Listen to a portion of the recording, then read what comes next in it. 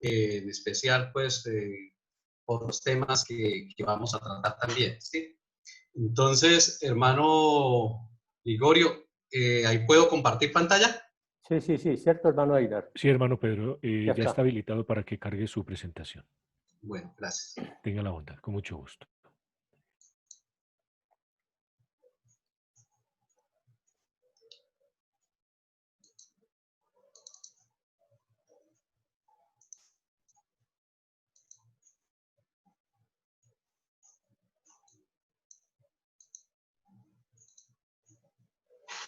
Bueno, ¿acá alcanzan a ver bien la pantalla? Disculpe.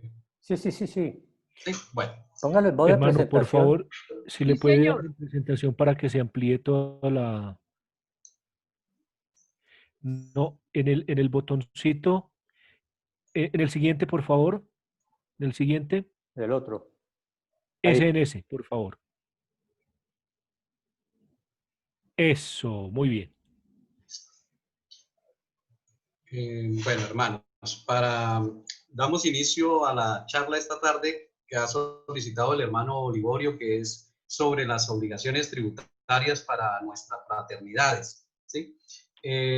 Primero, vamos a tener presente que nuestras fraternidades han obtenido algunas erección canónica, ¿sí? Partamos de ese punto de vista. Entonces, las fraternidades que han obtenido erección canónica, algunas han tramitado la personería jurídica eclesial a través de las diócesis o a través del Ministerio del Interior. Hay otras fraternidades, pues, que han obtenido es la personería jurídica civil, ¿sí? Entonces tenemos que tener presente estos dos aspectos, estos dos grupos en los que nos vamos a mover en esta tarde, ¿sí? Uno son los que tienen personería jurídica eclesiástica y los que tienen personería jurídica civil. ¿Por qué? Porque dentro del estatuto tributario ellos están clasificados en dos artículos. Los que tienen personería jurídica civil normalmente son asociaciones o fundaciones y están en el artículo 19, y lo que son las entidades religiosas y confesiones, iglesias y confesiones religiosas, están dentro de un artículo 23.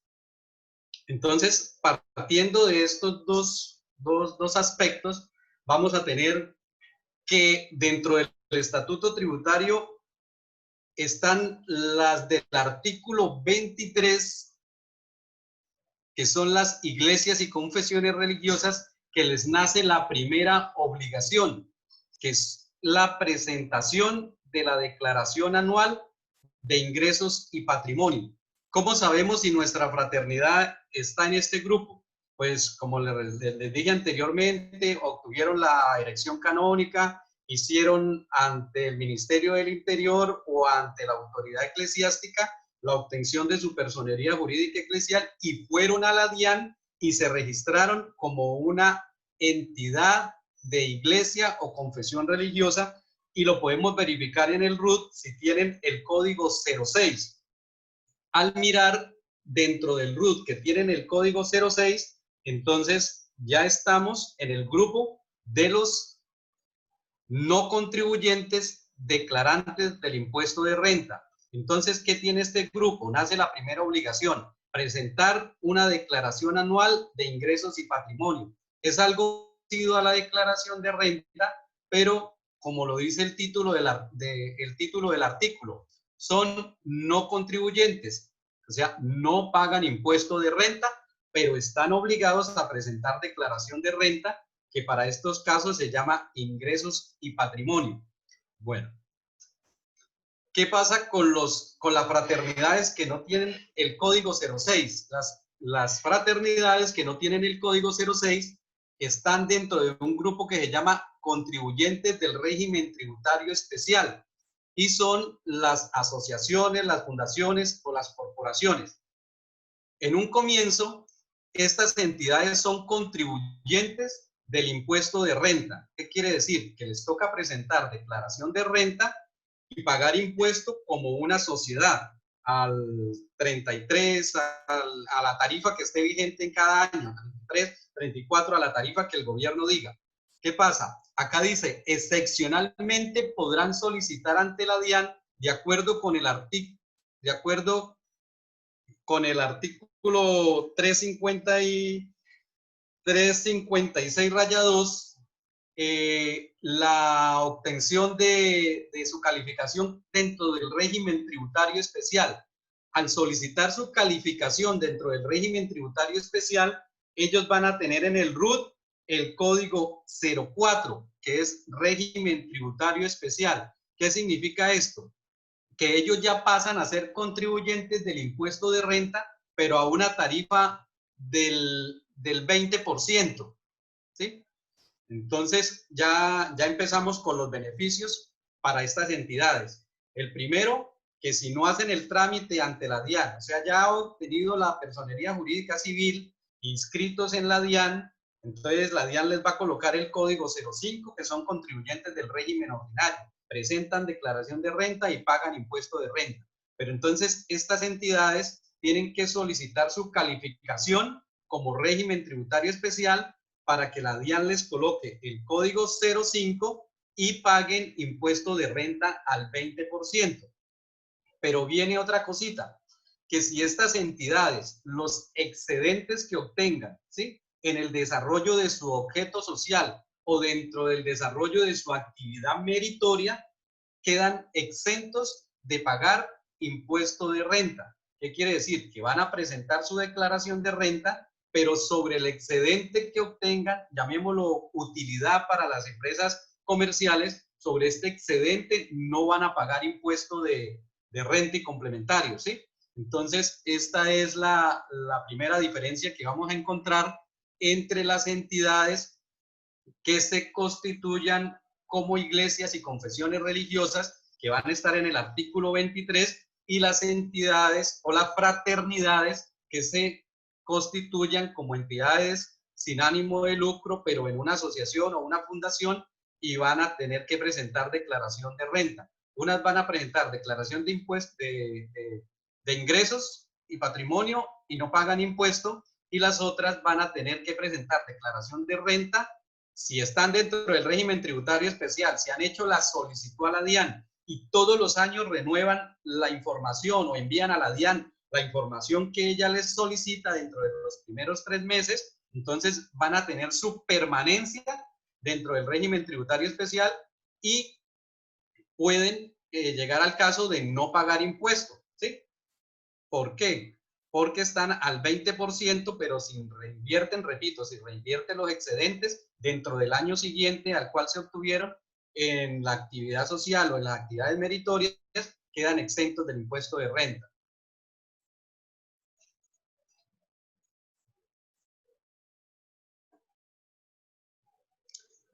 Acá está el artículo que nos permite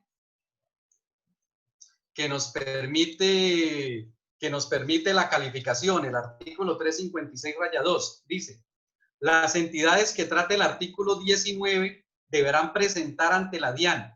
Miren que el término es deberán, no es si quieren, ¿sí? Entonces, ojo con las fraternidades que son fundaciones, que son asociaciones, pero que nunca han hecho ningún trámite ante la DIAN, o que de pronto lo hicieron el primer año, que fue en el 2017, porque esta normatividad empezó en el año, salió en el año 2016, aplicó en el año 2017. Entonces, si la fraternidad lo hicieron en el año 2017, pero de ahí en adelante no siguieron actualizando la información, o sea, enviándola, actualizando su condición de régimen tributario especial, entonces lo muy probable es que ante la DIAN estén como régimen tributario ordinario. Todos los años hay que enviar esa información para que la DIAN le apruebe nuevamente permanecer dentro del régimen tributario especial. Entonces, el término que usa el artículo es deberán presentar ante la DIAN, ¿sí? Entonces, ojo que eso es obligatorio. En caso de que la administración tributaria compruebe el incumplimiento de los requisitos al momento de la solicitud, la entidad no podrá ser registrada en el RUT como contribuyente tributario especial y seguirá perteneciendo al régimen ordinario. Ordinario es a pagar impuestos a la tarifa plena y régimen tributario especial, pagar impuestos a la tarifa del 20. Régimen tributario especial es que si reinvierto mis utilidades, no pago impuesto. Entonces tengan presente, porque yo sé que hay algunas fraternidades que son asociaciones, dice por decir, asociación de hermanos de la tercera orden, o asociación de los hermanos pobres, o asociación San Francisco Paz y Bien. Entonces, ojo con estas entidades porque muy probablemente van a estar con el código 05, régimen ordinario, o 04, pero si no han actualizado cada año la información, pues ahí ya tenemos la primera dificultad porque nos va a tocar pagar impuestos. Tratamiento especial para algunos contribuyentes. Esto es algo como a tener en cuenta, pero ya el punto principal es la clasificación que les he mencionado. Las entidades de carácter religioso del artículo 23 y las asociaciones y fundaciones del artículo 29. No pagan impuesto y pagan impuesto. Entonces dice el artículo 356. Los contribuyentes a que se refiere el artículo 19 que sean clasificados dentro del régimen tributario como pertenecientes al régimen especial están sometidos al impuesto de renta y complementarios sobre el beneficio neto o excedente al 20%. El 357 nos dice que para determinar el beneficio se toman todos los ingresos, se restan los egresos y se obtiene el excedente. Y lo que les mencionaba hace un momento, que la exención, dice, el beneficio neto o excedente determinado tendrá el carácter de exento cuando se destine directa o indirectamente al año siguiente a programas que desarrolle el objeto social y la actividad meritoria. Tratamiento especial para algunos contribuyentes. Los excedentes descritos en el presente artículo serán exentos siempre y cuando la entidad sin ánimo de lucro se encuentre clasificada en el RUT como entidad del régimen tributario especial. Los excedentes determinados como exentos deberán estar debidamente soportados en el registro de las diferencias de los nuevos marcos normativos. ¿Qué es esto? Y el artículo 364, que dice que las entidades sin ánimo de lucro están obligados a llevar libros de contabilidad. Entonces, tanto las entidades de carácter religioso como las entidades que están en el artículo 19 de asociaciones, fundaciones o corporaciones están obligadas a llevar libros de contabilidad. Y esta contabilidad tiene que ser llevada de acuerdo a los marcos normativos contables, que son las NIF, que son las normas internacionales de información financiera. Entonces, pues ahí tienen que consultar con sus contadores en las diferentes fraternidades, porque obviamente tienen que tener contador, tanto las del artículo 23 como las del artículo 19, porque todas las operaciones que se realicen, los ingresos, los costos, las deducciones, las compras de activos, todo tiene que ajustarse a los sistemas de información financiera, o sea, para el reconocimiento, para la valoración, para cuando hayan motivos de hacer valoraciones, cuando haya motivos para dar de baja, para hacer deterioros. Entonces, tienen que tener en presente los marcos normativos vigentes en Colombia. Este artículo también nos lleva a lo que estamos hablando. Dice, para la determinación del impuesto sobre la renta, el valor de los activos. Activos es todos los bienes que tiene la fraternidad, en bancos, en cuentas por cobrar, en sus propiedades, ¿sí? Inmuebles, o en sus pasivos, las obligaciones financieras, en los ingresos, en los costos y gastos. Entonces, obligados a llevar contabilidad, nosotros estamos obligados a llevar contabilidad, aplicarán los sistemas de reconocimiento y medición de conformidad con los marcos técnicos normativos contables vigentes en Colombia. Entonces, hermanos, segundo aspecto, que estamos obligados a llevar libros de contabilidad y esta contabilidad tiene que estar llevada de acuerdo a los marcos técnicos contables vigentes. Este artículo, el 356-1, pues es para tenerlo en cuenta lo que son las fundaciones, las asociaciones y corporaciones, ¿sí? ¿Por qué? Porque son dos cositas que hay que tener ahí, que dice, el presupuesto destinado a remunerar, retribuir o financiar cualquier erogación en dinero o en especie, por nómina o por contratación, a las personas que ejercen cargos directivos, como es el representante legal, si hay una junta directiva, ¿sí? De los contribuyentes del artículo 19, no podrán exceder del 30% del respectivo gasto de la entidad, del gasto total de la entidad. Entonces, tienen que tener eso presente si algún hermano tiene alguna remuneración dentro de la asociación o dentro de la fundación. Esto no aplica para las que tengan el código 06, ingresos y patrimonio.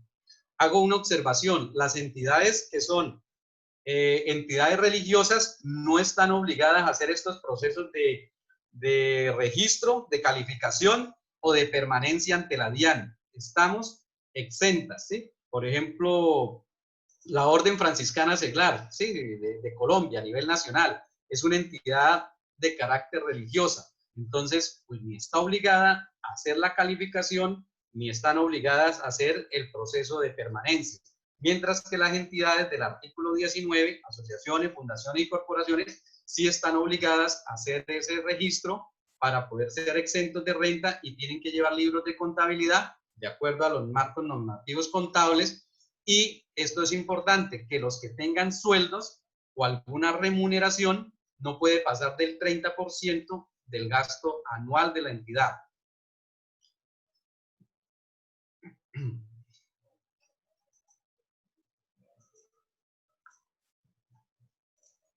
Disculpen. Hablábamos que los excedentes tienen que ser reinvertidos al año siguiente o dentro de los 5 años subsiguientes cuando en la actividad meritoria o en el objeto social. Y estas actividades que se pueden desarrollar están definidas en el artículo 359 del Estatuto Tributario, que puede ser salud, educación, cultura, ciencia, actividades de desarrollo social, creo que aquí es donde entran la mayoría, actividades de protección del medio ambiente, prevención y uso de sustancias, promoción y desarrollo de actividades deportivas, actividades de desarrollo empresarial, promoción y apoyo de derechos humanos, actividades del medio ambiente. Ahí están las 13 actividades. Entonces dice, lo dispuesto en los artículos anteriores, aquí es donde le decía que las entidades de carácter religioso no les aplica nada de lo que hemos hablado hasta el momento, porque ellas no presentan, no contribuyen al Estado, sino que presentan declaración de ingresos y patrimonio. Dice, lo dispuesto en los artículos anteriores no es aplicable a las entidades taxativamente enumeradas como no contribuyentes en los artículos 22 y 23 del Estatuto Tributario. Declaración de ingresos y patrimonio, ya lo dijimos, que es únicamente para las entidades de carácter religioso. Entonces, ese artículo, el 23, ahí nos tiene a nosotros catalogados. Esto es importante, mire, esto entró con la reforma. Dice, las entidades de que trate el presente artículo deberán garantizar la transparencia en la gestión de sus recursos y el desarrollo de su actividad.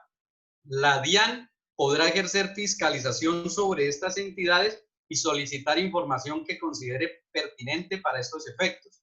Entonces, a las entidades de carácter religioso, pues nos va a vigilar en primera instancia lo eclesiástico y en segunda instancia la DIAN.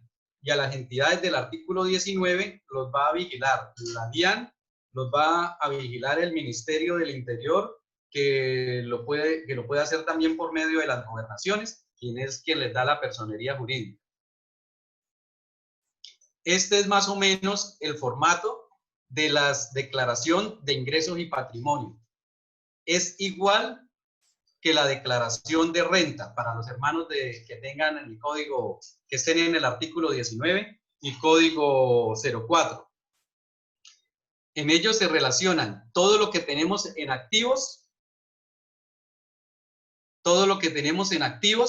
acá donde dice patrimonio, todo lo que dice pasivos o las deudas, y nos queda el patrimonio líquido de la entidad.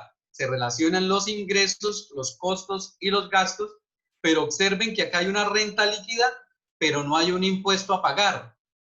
Lo mismo sería para los hermanos de las fundaciones o asociaciones, pero aquí sí podría haber un impuesto a pagar del 20%. O en última instancia, también sería exactamente igual, sin impuesto a pagar.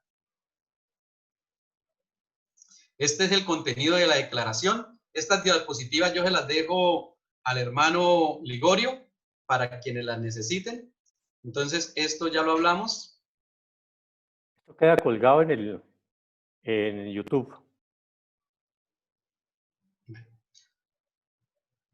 A ver, esto es importante. Las demás, esto es el último aspecto de acá de los requisitos, que es la firma del revisor fiscal cuando la asociación o la fundación ha decidido en sus estatutos tener revisor fiscal o cuando por ley deban tenerlos, ¿sí? Entonces, aquí está este aspecto importante. Bueno, hermanos, entonces yo quiero hacer un paréntesis. Yo le dije al hermano Ligorio que las preguntas las podíamos hacer, las vamos a hacer al final de la charla, ¿sí?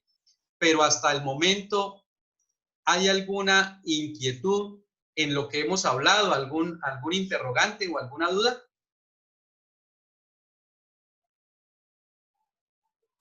Adelante con las preguntas y las inquietudes, a ver, de lo que se ha hablado hasta ahora. Perdón, hermano Pedro. Buenas tardes, habla Beatriz Mariño. Buenas tardes, hermana Beatriz. Hermanito, su merced ha mencionado el código 04, código 05 y código 06. Alcancé a coger apuntes diciendo que el código 05 era el impuesto de renta a 33%, o sea, la tarifa plena. ¿O me equivoqué? Y en el 06 o en el 05, es que ahí me confundí cuál dijo. Régimen tributario especial es el RTE, que es el impuesto a la renta, ahí es con el 20%. Sí, hermanas. Es Sí, que quisiera coger como viene el apunte 04, 05 y 06, ¿cómo bueno, es? mire, las entidades que tienen personería jurídica eclesial, las fraternidades que tienen personería jurídica eclesial, ellas tienen que registrarse en la DIAN y la DIAN les va a asignar el código 06, que es declarantes de ingresos y patrimonio, ¿sí? Ellos presentan el formato de la declaración de renta, pero para el caso de ellos se llama declaración de ingresos y patrimonio. Declaran sus activos, declaran sus pasivos, sus ingresos, sus costos, sus gastos, pero no pagan impuestos, ¿sí? No pagan impuesto, hermana Beatriz. Ahora, Sí. cuando la fraternidad no obtuvo la personería eclesiástica, sino la civil, a través de una que las dan las gobernaciones, es facultativo del presidente, pero él la delegó en las gobernaciones. Entonces, usted va con esa personería jurídica civil, se registra en la DIAN y la DIAN le va a dar el código 04. Con ese código 04, usted pagaría impuesto del 20%, ¿sí? Siempre y cuando, ¿qué? Siempre y cuando haya obtenido la calificación como régimen tributario especial. Si usted obtuvo la calificación, entonces pagaría impuestos del 20%. Pero si usted los excedentes que obtuvo, la fundación, la asociación, los reinvierte al año siguiente en el objeto social de su fundación, debe ser una de tantas de las actividades meritorias que vimos, queda exento del impuesto, o sea, no paga impuesto. Ahora, Si usted, siendo del régimen tributario especial, no fue cada año ante la DIAN, ahora pues eso es virtual, ¿no? No, llamémoslo así, no envió a la DIAN por medio de su plataforma todo lo que la DIAN pide, que estatutos, en cómo ejecutó los excedentes, la relación de los fundadores, de las personas que la integran, el pago de la seguridad social, bueno, un poco de requisitos que ellos piden. Si usted eso no lo hace, a más tardar el último día del mes de marzo, ellos tienen unos calendarios, usted bajaría a ser del régimen ordinario nuevamente, ¿sí? Pero si usted hace eso todos los años, entonces sigue pagando el 20%, si reinvierte los excedentes, entonces queda exento. Si por alguna casualidad usted ni obtuvo el régimen tributario especial, ni lo actualizó, entonces la DIAN de oficio le va a colocar el 0,5, que es régimen ordinario y pagaría impuesto a la tarifa plena. Hermana Beatriz. Perfecto. Sí, ¿Sí? Bueno. sí, ya le entendí claramente. Muy amable. Bueno, hermana Beatriz.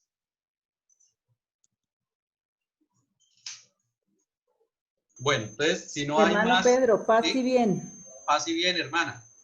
¿Cómo han estado? Además del compromiso tributario de renta, ¿qué otras obligaciones tenemos?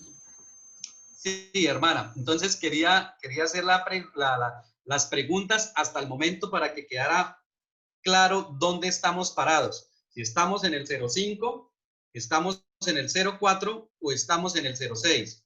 Ya sabemos que nos nace una obligación de presentar la declaración de renta o declaración de ingresos y patrimonio, y que tenemos que llevar libros de contabilidad, llevar una contabilidad de acuerdo a los marcos normativos contables vigentes en Colombia o la CNIT. ¿Qué otras obligaciones nos nacen? Acá tenemos en la pantalla la retención en la fuente. ¿Qué es la retención en la fuente? La retención en la fuente no es un impuesto. La retención en la fuente es un mecanismo que el Estado diseñó para ir recaudando de forma anticipada, mes a mes, el valor del impuesto a la renta que tienen que pagar los contribuyentes. Entonces, si yo hago un pago, yo compro mercancía por 1 millón de pesos, entonces el Estado me dice, del 1 millón de pesos que usted le va a pagar al proveedor, descuéntele el 2.5, descuéntele el 3.5, ¿sí? Y ese dinero que le descuenta, entréguemelo al mes siguiente en una declaración que se llama declaración de retención en la fuente. ¿Qué pasa? El dinero que yo le desconté al proveedor le sirve para pagar la declaración de renta al año siguiente. Por eso se dice que es un anticipo al impuesto de renta. Entonces, muchos de ustedes cuando han hecho su declaración de renta, dicen, bueno, yo vendí un inmueble y me toca pagar impuesto de renta por ese inmueble que vendí, pero la notaría me hizo una retención en la fuente, o yo pagué a la notaría una retención en la fuente de 1 millón de pesos, de X valor. Entonces, al impuesto que me sale, yo le descuento la retención en la fuente y cancelo la diferencia. Entonces, la retención en la fuente es un mecanismo para recaudar anticipadamente ese impuesto. ¿Quiénes son agentes de retención? Aquí es donde nos nace la obligación. Dice, son agentes de retención o de percepción las entidades de derecho público, los fondos de inversión. Acá dice, y demás personas naturales o jurídicas. Entonces, ojo, ¿por qué? Porque el Estado saca la normatividad sobre retenciones y dice, hay unos conceptos. ¿Cuáles son los conceptos? Por compras, por servicios, por en monumentos eclesiásticos, los servicios, pues hay diversos servicios, hay diversas compras, por compra de activos, viene retención por varios conceptos, y además coloca unas bases. Entonces dice, bueno, las compras serán las superiores a 961.000 pesos, los servicios serán superiores a 146.000 pesos, por arrendamientos, ¿sí? Y además coloca unos porcentajes. Entonces dice, si el servicio pasó de 146, aplíquele el 1, aplíquele el 4, aplíquele el 6. Entonces dice, las personas naturales y jurídicas estamos obligados a hacer esa retención en la fuente. Dice, no realizada la retención o percepción, el agente responderá por la suma que estaba a retener o a percibir. ¿Qué significa? Que si yo estaba obligado a hacer la retención en la fuente y no la hice, debo entregarle a la DIAN ese dinero que yo no le desconté al proveedor. Las personas o entidades obligadas a hacer retención en la fuente deberán consignar el valor retenido en los lugares y dentro de los plazos que señale el gobierno. La declaración de retención en la fuente deberán presentarla mensualmente quienes estuvieran obligados. Bueno, en resumen, por ser personas jurídicas, bien sea entidades eclesiásticas o entidades de asociaciones y fundaciones, estamos obligados a hacer retención en la fuente. Si no lo hacemos, estamos en curso de sanciones económicas o sanciones penales, ¿sí? Entonces hay que tener mucho cuidado con esta retención en la fuente. Tenemos un plazo máximo para consignarlas dentro de los 2 meses siguientes a la fecha en que debemos cancelársela a la DIAN. Si no, le pueden abrir a la entidad un expediente por cogerse los dineros del Estado, ¿sí? En unas palabras así para que me entiendan. Acá tenemos unos ejemplos de retención en la fuente. Se compra útiles de papelería José López por valor de 1 millón de pesos. Entonces, yo contabilizo un gasto de papelería por 1 millón, practico una retención en la fuente de 25,000 pesos y le entrego al proveedor 975,000 pesos. Cancelo a fletes a Extra Rapidísimo SAS por valor de 2 millones. Entonces, tengo el gasto por fletes de 2 millones, la retención en la fuente del 1% de 20,000 y le giro al proveedor el excedente. Se cancela monumentos eclesiásticos. ¿A quién se le cancela esto? A los pastores, a los sacerdotes, a todo el que esté dentro de la iglesia ejerciendo estos cargos de pastoreo, ¿sí? Entonces, por valor de 972. Gasto oficio religioso, retención en la fuente del 3.5 y le entrego al pastor, al sacerdote, la diferencia. Este es el formulario que se tiene que presentar, ¿sí? Declaración de retención en la fuente, se presenta todos los meses. O sea, las retenciones que yo practico en enero, se las debo entregar al Estado en este formulario en el mes de febrero, las de febrero en marzo y así sucesivamente. Entonces pueden ver que viene una columna para las bases y una columna para la retención practicada. Hermanos, ¿hay alguna pregunta respecto a la retención en la fuente?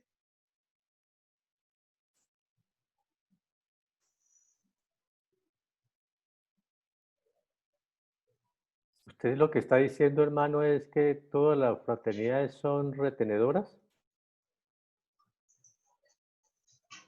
Todas las entidades, hermano Ligorio. ¿Por qué? Porque la norma dice, y demás personas naturales o jurídicas. Y nosotros somos una entidad jurídica.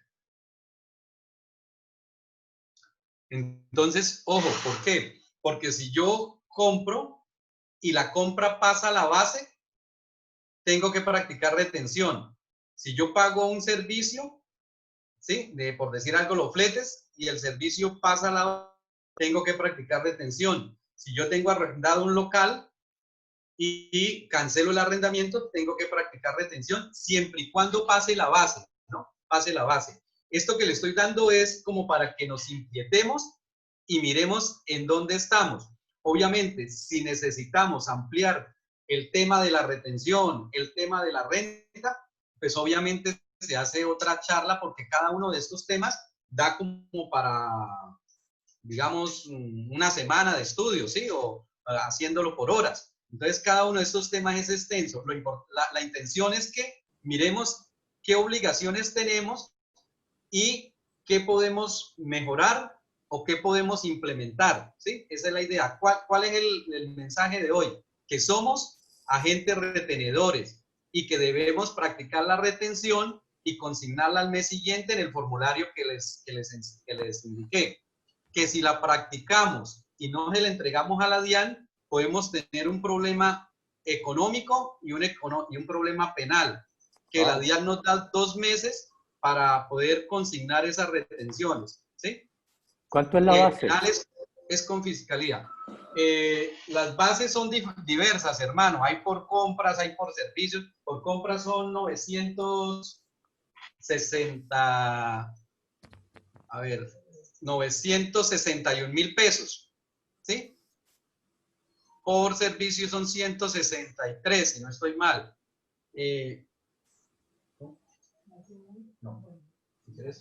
Ya imprimo una y les digo los conceptos más importantes, hermano. Hay que tener presente otra cosa, para que cuando yo le hago un pago a una persona que no es contribuyente de renta, no debo practicarle retención. Ejemplo, si usted le va a hacer un pago a la FOSMI, ¿sí? O si usted le va a hacer un pago a nosotros mismos, a la Orden Franciscana Seglar, como nosotros no somos contribuyentes de renta, no pagamos renta, pues sobreentiende que si no, y la retención es un anticipo de la renta, pues entonces no hay lugar a practicar retención en la fuente. Ahora, si usted le va a hacer un pago a una asociación o a una fundación y usted ve que esa asociación tiene dentro del RUT, que es 04, régimen tributario especial, pues quiere decir que ella no está pagando, no está obligada a pagar renta. Entonces, no estoy obligado a practicarle retención porque la retención es un anticipo de la renta. Hay otras personas que en su factura de compra dice que son autorretenedores. Entonces, el que es autorretenedor, él mismo se hace la retención. Entonces, tampoco estaría obligado a practicarle retención. A las entidades del Estado tampoco le practico. Entonces, hay casos en los cuales yo no debo practicar, pero por ley general soy agente de retención en la fuente, soy agente de retención. Mire, hermano, en servicios es por mayor a 142 y hay diferentes porcentajes. Y en las compras son 961, igual que los arrendamientos. Y en arrendamientos de bienes muebles no hay base, ¿sí? Es de 1 peso para arriba. Entonces, no sé si hay otra pregunta respecto a retención en la fuente.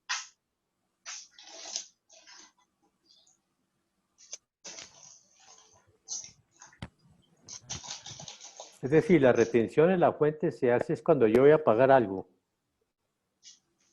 Sí, sí. Si usted tiene un pago y no supera los 142 o no supera los 961, no tiene que hacer retención en la fuente y por lo tanto, pues no le va a cancelar nada al Estado. No presente este formulario.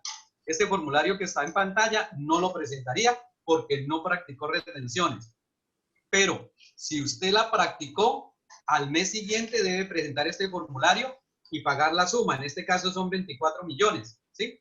Si usted no la presenta el día que es, tiene una sanción de extemporaneidad que es del 5% del valor a pagar. O sea, en este caso sería el 5% de los 24 millones por cada mes de atraso, ¿sí? Y unos intereses, obviamente. Ahora, si usted la presenta y no la paga, pues pagaría únicamente intereses, pero debe pagarla antes de los 2 meses para que no se presenten otros inconvenientes.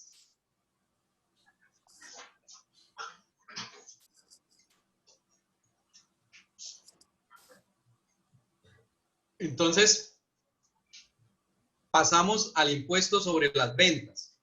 Mire, a pesar de que nosotros somos entidades, hablo de las entidades religiosas, que no pagamos impuesto de renta, y en el caso de las asociaciones y fundaciones, en un momento dado tampoco van a pagar, no nos exime esto de vernos inmersos en el impuesto sobre las ventas. ¿Qué es el impuesto a las ventas? El impuesto a las ventas es el que nosotros llamamos normalmente impuesto al valor agregado, que El hecho generador es la venta o prestación de servicios grabados, ¿sí? La base es el total de la operación, el total de la venta o el valor del servicio. Y la tarifa es del 19%. Vamos a trabajar con una tarifa general porque hay unas tarifas diferenciales. Entonces, esto es como para despertar en dónde estamos y si se requiere luego un análisis más profundo o especializado del tema, se podrá hacer. Pero entonces, el impuesto a las ventas nace cuando yo compro o vendo algún artículo que esté grabado o cuando presto un servicio que esté grabado. En ese momento nace la obligación de presentar la declaración de impuestos sobre las ventas. Otro ejemplo, yo tengo unos locales y los tengo arrendados. Entonces, el arriendo de locales con destino al comercio, locales comerciales, es grabado con IVA.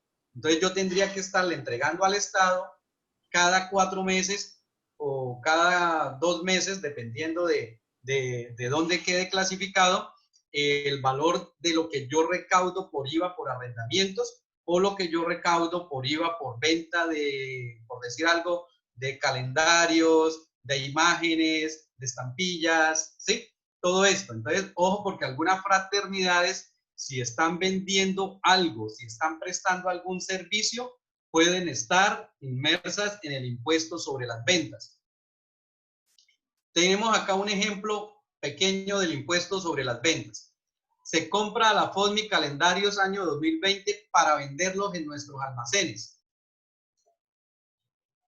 por 1 millón de pesos masiva. Entonces nosotros registramos la compra de calendarios, el impuesto a las ventas de ese calendario, porque la FODMI nos cobra un IVA por ellos, y le giramos al proveedor el valor de la factura. Se registra ingreso por concepto de arrendamiento de inmueble comercial por valor de 500.000 pesos masiva. Recibe la caja el valor del arriendo más el IVA, se registra el valor del arriendo y se registra el valor del impuesto a las ventas. Tercer ejemplo, se registra la venta de los calendarios que compramos acá en 1 millón de pesos, los estamos vendiendo acá en 2 millones. Registramos el ingreso de la venta de los calendarios, el impuesto a las ventas de los calendarios y recibimos eso en caja. ¿Qué es lo que debemos hacer? Debemos entregarle a la DIAN este formulario de impuesto a las ventas. En él relacionamos los ingresos, relacionamos las compras. Tenemos acá el impuesto generado, el que cobramos por la venta o prestación de servicio.